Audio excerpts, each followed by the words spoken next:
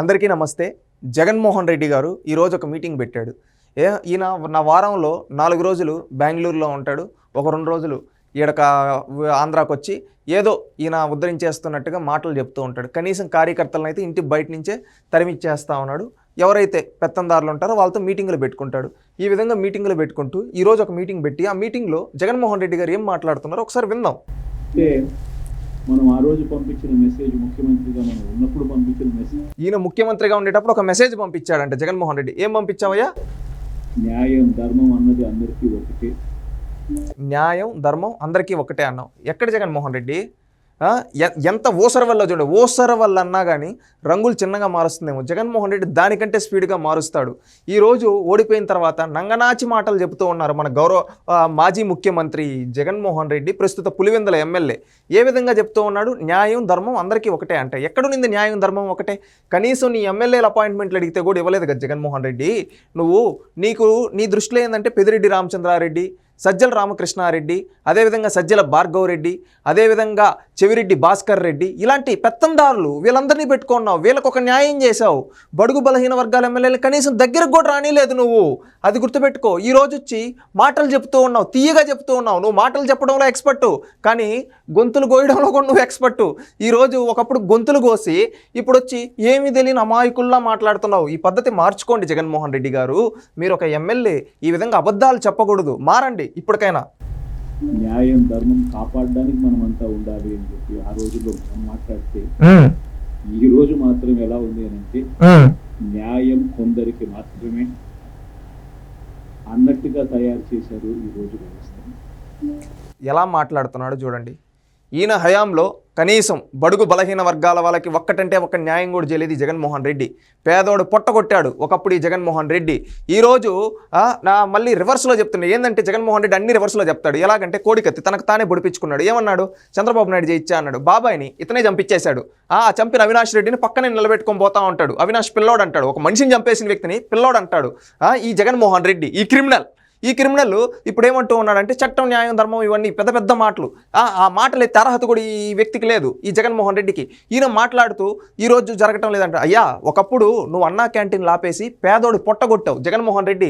ఈరోజు తెలుగుదేశం ప్రభుత్వం, ప్రజాప్రభుత్వం, కూటమి ప్రభుత్వంలో ఏం చేస్తున్నారంటే ప్రతి పేదవాడికి భోజనం పెట్టడం, అన్నా క్యాంటీన్లు రీఓపెన్ చేశారు. ఒకప్పుడు నువ్వు పెన్షను 1000 రూపాయలు పెంచుతా అని చెప్పి అంతా నీ సోషల్ మీడియాలో వీళ్ళతో డబ్బా కొట్టించుకొని మళ్ళీ 500, 250 పెంచుకుంటా అని చెప్పి మోసం చేసి 5 ఏళ్లలో 1000 రూపాయలు. కానీ తెలుగుదేశం పార్టీ గతంలో ఇచ్చిన హామీ మేరకు గత 3 నెలలు కూడా, అంటే ఏంది, ఏప్రిల్, మే, జూన్, ఇది కూడా 1000 కలిపి జూలై మంత్లో 7000 ఇచ్చారు పెన్షన్. నీ జీవితంలో నువ్వు కావచ్చు, నీ తండ్రి కావచ్చు, ఎవ్వరు కూడా ఈ విధంగా పెన్షన్లలో ఇవ్వలేకపోయారు. కానీ తెలుగుదేశం ప్రభుత్వం ఇచ్చిన విధంగా ఒకేసారి 1000 రూపాయలు పెంచి 3000 ఉన్న పెన్షన్ 4000 చేసి ఇచ్చారు. అదేవిధంగా గతంలో కూడా 200 ఉన్న పెన్షన్ 2000 చేసింది కూడా తెలుగుదేశం ప్రభుత్వం. ఆ విధంగా చేశారయ్యా. నీ ప్రభుత్వంలో నువ్వు పేదవాళ్ళు పొట్టగొట్టావు, ఆ విధంగా నువ్వు మోసం చేసావు. ఈ విధంగా చెప్పుకుంటూ పోతే నువ్వు చట్టం న్యాయం ధర్మం అందరికీ ఒకే విధంగా చేయాల. నీ పెత్తందారి మనస్తత్వంతో పేదవాళ్ళను కనీసం నీ ప్యాలెస్ వైపు కూడా కన్నెత్తి చూడనీయకుండా చేసిన నువ్వు ఈ రోజు అధికారం పోయిన తర్వాత నంగనాచి మాటలు వద్దని చెప్తున్నాం జగన్మోహన్ రెడ్డి. ఏ స్థాయిలో ఈరోజు దిగజారిన లా అండ్ ఆర్డర్ కనిపిస్తుంది. లా అండ్ ఆర్డర్ దిగజారింది అంటున్నావు. ఈరోజు లా అండ్ ఆర్డర్ సెటరేట్ అవుతా ఉంది. ఒకప్పుడు నీ హయాంలో లా అండ్ ఆర్డర్ గురించి మాట్లాడి జగన్మోహన్ రెడ్డి ఈరోజు లా అండ్ ఆర్డర్ కరెక్ట్గా ఉంటే నీకు భయం పుడుతూ ఉంది. ఎందుకంటే లా అండ్ ఆర్డర్ కరెక్ట్గా ఉంటే నువ్వు జైలుకి వెళ్తావనే భయం. ఎందుకంటే నువ్వు కులాల మధ్య, మతాల మధ్య, ప్రాంతాల మధ్య చిచ్చు పెట్టడం నీకు అలవాటు కాబట్టి, ఈరోజు లా అండ్ ఆర్డర్ కరెక్ట్గా ఉంది కాబట్టి నీ పన్నాగాలు పన్నలేకపోతున్నావు కాబట్టి ఈరోజు నంగనాచి మాట్లాడుతున్నావు. ఇది కరెక్ట్ పద్ధతి కాదు జగన్మోహన్ రెడ్డి గారు, అది తెలుసుకోండి. స్థానంలో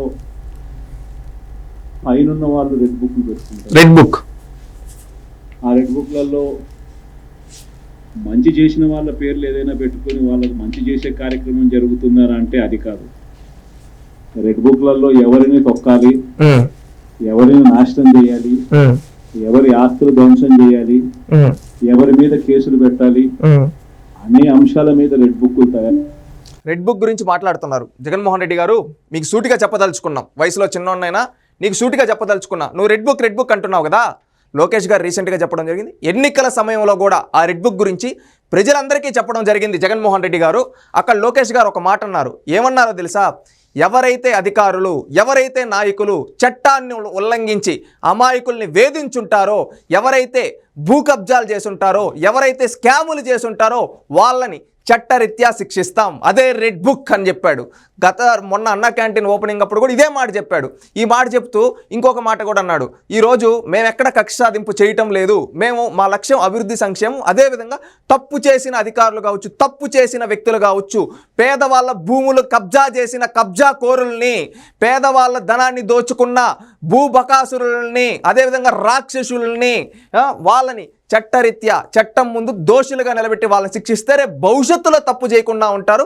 అలాంటి వాళ్ళని పైన మేము చట్టపరంగా చర్యలు తీసుకుంటామని చెప్పడం జరిగింది. అదంటే నీకెందుకు భయం పుడతా ఉంది? ఇప్పుడు ఏ స్థాయిలో రెడ్ బుక్ అని నువ్వు మాట్లాడుతూ ఉన్నావు? కింది స్థాయి నుంచి నీ హయాంలో నీ పార్టీ కొంతమంది వ్యక్తులతో పేదవాళ్ళ భూముల్ని దోచుకొని తిన్నారు భూబకాసురులాగా. ఈరోజు చూస్తే రాష్ట్రం మొత్తం మీద ఎక్కడ చూసినా కానీ మీరు చేసిన అక్రమాలే కనిపిస్తూ ఉన్నాయి జగన్మోహన్ రెడ్డి. ఆ అక్రమాల పైన ఈరోజు రెడ్ బుక్ ఎవరైతే తప్పు చేశారో వాళ్ళని చట్టరీత్యా శిక్షిస్తూ ఉంటే నీకెందుకు భయం పుడుతుంది? ఎందుకంటే నీ చరిత్ర నేల చరిత్ర. నీ తాత రాజారెడ్డి గురించి మాట్లాడమంటావా? నీ తండ్రి రాజశేఖర్ గురించి తెలీదా? నీ గురించి తెలీదా? మీ కుటుంబం మొత్తం నేర చరిత్రతో, అదేవిధంగా అవినీతి చరిత్రతో నిండిపోయింది. నీ తండ్రి 5 ఏళ్ళు ముఖ్యమంత్రిగా ఉండేటప్పుడే నువ్వు అవినీతి సొమ్ముతో 16,000 కోట్లు దోచుకు తిని జైల్లో ఉన్నావు. 16 నెలలు మర్చిపోయావా? దోచుకు తిని 16 నెలలు జైల్లో ఉన్నావు. గుర్తుపెట్టుకో, అది నీ చరిత్ర. నువ్వు అవినీతి పరుడివి. ఈరోజు నీలాంటి అవినీతి పరులను శిక్షిస్తూ ఉంటే ఈరోజు ప్రభుత్వం పైన బురజల్లుతున్నావు. అది కరెక్ట్ పద్ధతి కాదు. మార్చుకో, నీ తీరు మార్చుకో. ఇకనైనా మారు. ప్రజలు చీకొట్టి నేను 11 స్థానాల్లో కూర్చోబెట్టారు. ఇక కూడా మారకుండా నేను ఎట్లంటే మాట్లాడతా అంటే జనాలు ఎవ్వరు చూస్తూ ఊరుకోరు. గుర్తుపెట్టుకోండి జగన్మోహన్ రెడ్డి గారు.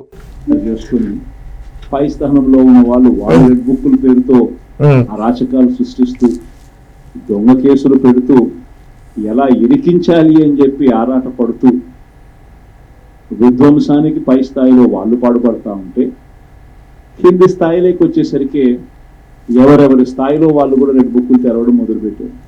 నువ్వు మాట్లాడుతూ ఉన్నావు జగన్మోహన్ రెడ్డి, సూటిగా అడగదలుచుకున్నాం. విధ్వంసం నీ హయాంలో జరిగింది. రాష్ట్రం మొత్తాన్ని విధ్వంసం చేశావు. ప్రజల డబ్బుతో కట్టిన ప్రజావేదికను కూల్చి విధ్వంసం మొదలుపెట్టావు జగన్మోహన్ రెడ్డి. నీ 5 ఏళ్ల హయాంలో రాష్ట్రం మొత్తం జరిగింది విధ్వంసం. ఈరోజు జరిగేది అభివృద్ధి. నీ హయాంలో జరిగిన విధ్వంసం నుంచి ఈరోజు కోలుకొని ఆంధ్రప్రదేశ్ పునర్నిర్మాణం వైపు ముందుకు వస్తూ ఉంది. నీ హయాంలో నువ్వు చేసిన అరాచకాలకు ప్రజలు నీ 2 చెంపలు వాయించి నీకు ప్రతిపక్ష హోదా కూడా అనవసరం అని చెప్పి నిన్ను కూర్చోబెట్టారు. ప్రతిపక్ష హోదా కూడా లేకుండా నువ్వు ఇంకా మారకుండా ఇదే విధంగా బురద జల్లే తీరుంటే రేపు భవిష్యత్తులో గుండు సున్నా పెడతారు ప్రజలు. గుర్తుపెట్టుకో జగన్మోహన్ రెడ్డి, నీ పద్ధతి మార్చుకో, నీ తీరు మార్చుకో. ఈరోజు దొంగ కేసులు, అక్రమ కేసులను నువ్వు పెట్టావయ్యా. 5 ఏళ్లలో నువ్వు ఆ విధంగా దొంగ కేసులు, అక్రమ కేసులు పెట్టావు కాబట్టి ప్రజలు నీకు ప్రతిపక్ష స్థానం కూడా ఇవ్వలేదు. ఈరోజు మళ్ళీ బయటకు వచ్చి నువ్వు చేసినట్టే ప్రతి ఒక్కరూ చేస్తారని బురద జల్లితే రేపు ఆకాశం మీద ఉమ్మితే అది నీ మొహం మీదే పడుతుంది. అదేవిధంగా ఈరోజు కూటమి ప్రభుత్వం వైపు ఏదో బురజాలను కూడా అది మళ్ళీ నీకే తిరుగుతుంది. ఎందుకంటే నువ్వు పై నుంచి కింద వరకు కూరుకుపోయినావు. అది తెలుసుకో. ఇకనైనా పద్ధతి మార్చుకుంటే గౌరవం ఉంటుంది. ఒక శాసనసభ్యుడిగా నీకు గౌరవం ఇస్తారు. లేదు నేను ఇంటే మాట్లాడతా అంటే చరిత్రహీనుడిగా మిగిలిపోతావు జగన్మోహన్ రెడ్డి. గుర్తుపెట్టుకో.